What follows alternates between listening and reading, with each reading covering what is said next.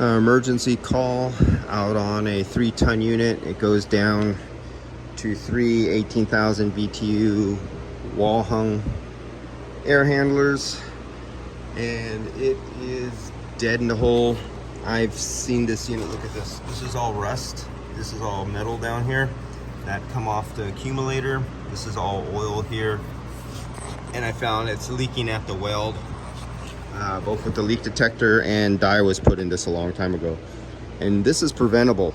If this would have been well encased with the epoxy, like you take the system and you spray them down in epoxy, this is from the exterior rusting inwards due to moisture, and it was completely preventable if it had a good coating of paint on it, epoxy, to protect it from the atmosphere so it couldn't oxidize and rust.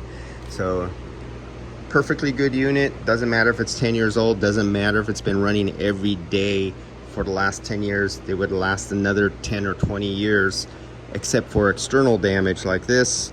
Go low on refrigerant, overheat motor, burn motor, or draw too much amperage, take out board.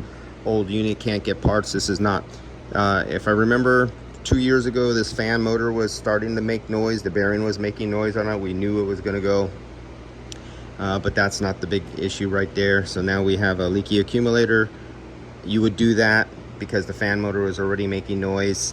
Motor draw too much current from running low on refrigerant, and took out one of the boards up there, the driver board. I remember I changed one of these driver boards on a new unit that got hit by a voltage spike about 15 years ago, 12 years ago.